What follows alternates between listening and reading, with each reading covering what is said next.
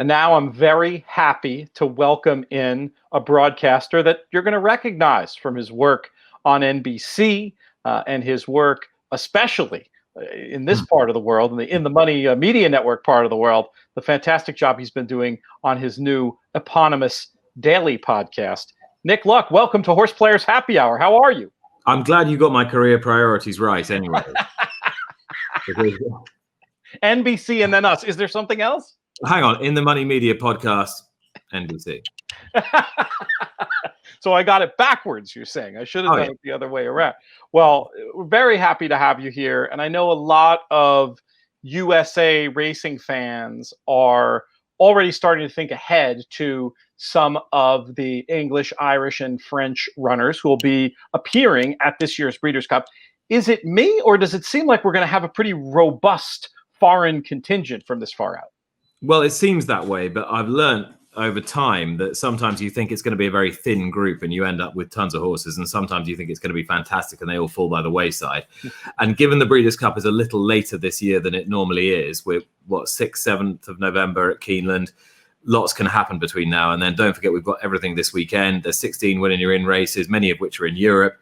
And then we've got British Champions Day. So there's lots of good horses to run between now and the Breeders' Cup, and then potentially have targets changed or go wrong or call it the day for the season or go over the top or figure they don't want to travel, whatever. So, yeah, there's lots of variables, and there's probably horses we haven't even considered that we're going to end up talking about in 4 weeks' time as horses we really love for that event. So much can change. But broadly speaking, yes, you're right. There are a lot of big name horses that have been pointed towards this event as a first priority. And the obvious ones are Gaiath, who was always really going to miss the Arc, and Love, who was an 11th hour withdrawal from the Arc today because of the really bad ground in France. So they're two of the big name horses in Europe this season, and the chances are they could go head to head in the Breeders' Cup turf.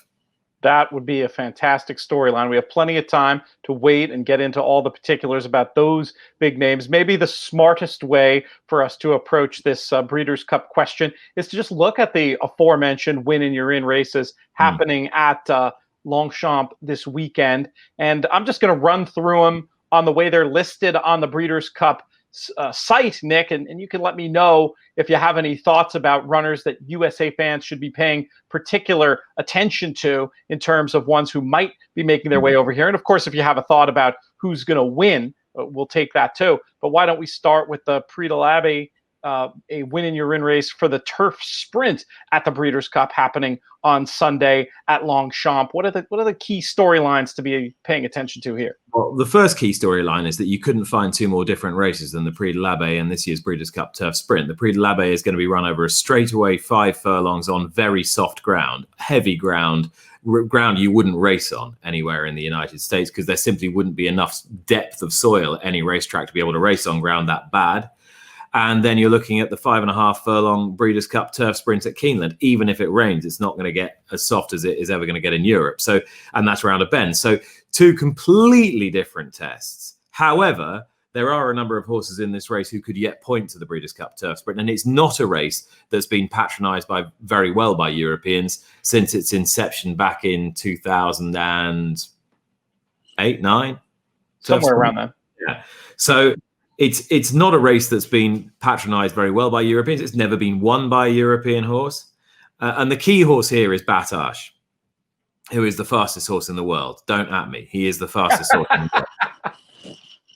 world. Yeah, he's not. I'm not saying he's two-dimensional. He's not really. He's just very fast, and he can only really run 5 furlongs. But he shouldn't really be running through a ploughed field on Sunday. And I get the feeling that Charlie Hills, his trainer, doesn't really want to run him much in the Abbey, in which he disappointed last year. Of course, he was sensational in the race at Chantilly a few years ago. So he'll have to have a conversation with Sheikh Hamdan. I think Charlie's always wanted to run the horse in America and run him in the Breeders' Cup. I think the owner's been less keen, perhaps mindful of what happened to Deja at Belmont Park back in 1990. But this isn't the dirt, and there's going to be no shadows to jump. So Batash needn't worry. I mean, he would end up being one of the sort of headline horses of the Breeders' Cup if he turned up at Keeneland. I'd love him to go just for the intrigue that it would create during the week. I'm not quite sure whether he'd get round the bend, or stay 5.5, but he's a very interesting runner if he does head there, and it'll be a more suitable test, as I say, than ploughing through the mud on Sunday. So at the moment, as things stand, as I'm speaking to you, he's going to run. And if he runs, he's going to be a very warm favourite. Would I want to take him on Sunday? Yes, because I don't see how any horse can be that short on ground that bad. If he misses out, I think there's other horses that could yet run in this race who could bowl up at the Breeders' Cup. I suppose the most obvious one is Keep Busy, who was second in the Flying Five. She's now in Coolmore affiliate ownership. She's trained by a man that I've had bits and pieces of horses with now for about 15 years, John Quinn, brilliant trainer in Malton. She's going to be ridden by Ryan Moore on Sunday. She won't mind the ground, and I think she's got a great chance. And I know Connections are very keen to run her in the Breeders' Cup Turf Sprint, and she'd love it. She'd go round the bend, absolutely no problem. She's not very big. She's very tough. She can run every other week. She doesn't mind what ground she has. I think she's a perfect candidate for Keeneland if she gets rated high enough and she gets in. But she's been second in a Grade 1 already. I think she's interesting. I guess the other one, Make a Challenge. He would love the soft ground. He's a horse that Dennis Hogan brilliantly bought from Godolph as an unraced horse and turned into a borderline grade Group 1 horse. He's a horse I think will run very well on Sunday. He might even start favourite if Batash doesn't run. And then there's last year's winner, Glass Slippers, who came out and won the Flying Five last time. She's mighty underappreciated for a filly that's won a brace of Group 1 races. So a good race, and I think there's plenty of these that could yet bowl up at the Breeders' Cup. That's great to hear. I wasn't necessarily expecting there to be potentially that much cross-pollination for all the reasons you outlined at the beginning. Let's move on to the Predal Opera. We've got a win and you're in for the Maker's Mark filly and mare turf here. What do you think? Will there be some participants who might go on from this race and come to the States? And what do you think about this year's edition? Well, look at the ownership of some of the key contenders here. Alpine Star. Jessie Harrington trains for the Niarchos family. She's already a Group 1 winner over a mile, and she's run 2 fine races in defeat, latterly to one of the best horses in the world in the shape of John Gosden's Palace Pier. So Alpine Star, I think she won't mind the ground. She's pretty adaptable. She's quite handy. She's a half-sister to the very good filly, the very good Master Craftsman filly Alpha Centauri that was such a star for these Connections a couple of years ago. I can see her running another bold race here, and I would imagine she will be on the plane to Keeneland if all goes well. She's only had the 3 starts this season. Another one I think is interesting here is Fancy Blue. I'll say interesting. Of course she's interesting. She's amongst the market leaders. I think this is a very good filly, and I would imagine now the Coolmore partnership might be ruining the fact they didn't put her in the Arc, because I don't think she'll mind bad ground. She's got a high knee action, hits the ground quite hard. A mile was clearly inadequate for her at Leopardstown last time. She was given a very circumspect ride that day. Prior to that, she was a classic winner and a dual Grade 1 winner. She's by Deep Impact. She's credentialed up to the hilt. She's only a 3-year-old filly. In the Arc, she'd have been getting all the allowances. Yep. She'd be a single-figure price for that race now if she was in there with Love Out. And it feels like a missed opportunity. This is a great spot for her, however, and I think if she wins this, why wouldn't she turn up to the Breeders' Cup? Torquil's interesting for Jean-Claude Rouget. They thought she was a really good filly at the beginning of the year, but it's perhaps more significant that they run Rabia in the Arc as opposed to Torquil. They see Torquil more as a 10-furlong filly. I could see her being potentially a Breeders' Cup hope if Sheikh Hamdan fancies it. Tanawa represents Dermot Weld. What's the one thing Dermot Weld hasn't done yet? Success in the Breeders' Cup? Like the only thing he hasn't done? Yeah, he's won an American Classic. He's about the only European trainer ever to have done that. Winning a Belmont. He was the first European trainer to win a Melbourne Cup, and then he did it again before everyone else went to the Melbourne, when it was ridiculous to win a Melbourne Cup in 1993 or whenever it was, 95. He's won everything all around the world forever, a multiple champion trainer. So the only thing he hasn't done is win a Breeders' Cup. So Tanawa was a filly with a bit of speed. She'd be interesting too if they wanted to give it a crack. Yeah, again, I think there's plenty of horses in here that would be mildly interesting if they got the win and you're in ticket. But it's a hell of a race. I can't wait to see it on Sunday. Let's talk about the main event of the day. I can imagine English, Irish, French racing fans snickering at the idea of the Prix de l'Arc de Triomphe being a prep for anything, given what significance it has in and of itself. But historically, we have seen a lot of horses come from there and run very well and even win in the Breeders' Cup turf, of course. Now, obviously, we've talked about the ground, the main storyline, Love not participating here. Enable, of course, getting all the headlines. What an incredible mare she is, internationally famous. How do you think this is all going to play out on Sunday, Nick? Well, let's first of all pick up that point about the Arc and the Breeders' Cup turf, because I think, I always thought it was bogus, but the last few years have proven it to be totally bogus, even though there's only one horse who's done the 2 races in the same season, and that, of course, is Enable. There have been plenty of horses who've run well in one and come on and won the other, or won one and come on and run well in the other, going all the way back, going all the way back to the Pilsudskis and then Ouija board and whatever. So I don't have any problem with that. And you just got to take each horse as it comes on their merits on the day. And there's a longer gap this year anyway. So your bags are time to get over it. So yep. I don't think there's a bounce factor to consider. As far as this year's race is concerned, let's make no bones about it. The 2 most potent threats in terms of class to Enable are not running in the race, and they're Love and Gaiath. Now, you could say Gaiath wouldn't have had a prayer on that ground, and you could say that Love's chance would have been massively compromised. But in terms of raw ability, raw talent, they would have been her 2 biggest foes. I still think she's got quite a lot on her plate. You've got 2 horses who finished up close behind her last year, Sotsas and Japan, one of whom at least has probably had as good a preparation in Sotsas. You heard the Peter Brandt interview on in the Money Media podcast the other day. This is a horse I think that's got a massive chance and won't mind bad ground. Aiden's fielding 4 still against her, which is going to make her life tough.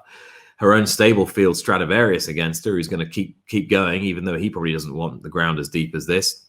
So she's got plenty on her plate, but she's had a great prep, and Gosden's got everything right to give her the best swan song possible. And now all she's got to do is run her race and hope that Frankie gets his fractions right, which he always does around Longchamps. And she's got to have an excellent chance. Any chance we'll see Enable? I mean, I would imagine if she wins, that's got to be it, right? I mean, you wouldn't see them pushing the envelope and trying to come over for a second Breeders' Cup turf. Any chance of that at all?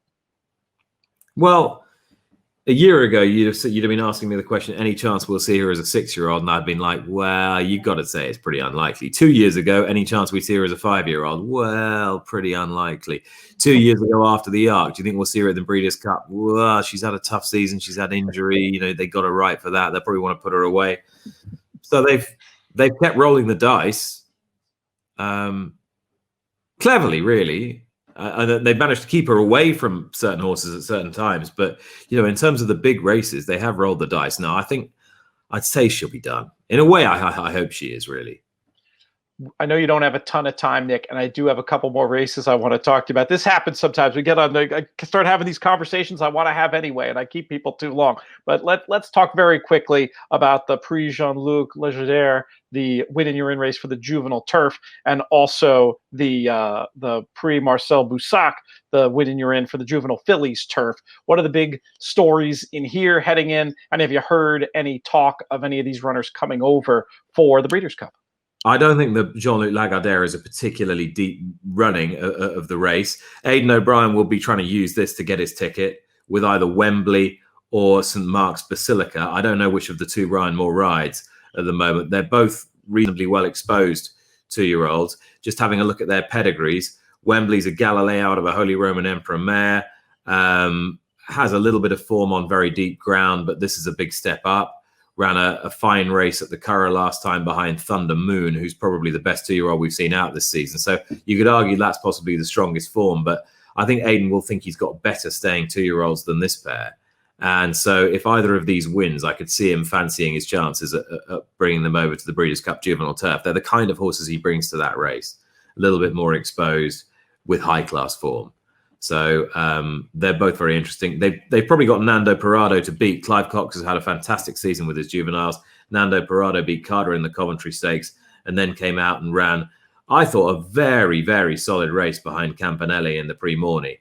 And given the fact that this is a horse whose pedigree and run style suggests he wants a bit further, I'm fascinated to see how he'll get on in the Lagardère. I don't know. I mean, I suppose he might be a candidate for the juvenile turf. I've not really discussed it with Clive yet. And as for the Marcel Boussac, might be the slightly stronger of the 2-year-old races. I don't think the 2-year-old races in Paris this season are that good. Joseph has his nice filly Pretty Gorgeous running. She sets the form standard. She was beaten in the Moyglare last time by Donica's Shale, but that was still good form. If she just settles a little bit, Pretty Gorgeous, then she ought to take a lot of beating. But as a daughter of Lorman, she shouldn't mind the soft ground. Great stuff, Nick. Appreciate your time here tonight, and wish you Godspeed in your endeavors. Check him out, folks. All the great work he's doing all around the world. You can see him on NBC, you can see him in the UK and Ireland, and you can hear him on the In the Money Media Network with his Nick Luck Daily podcast. Nick, thank you so much for your time. Great to be part of the family, Pete.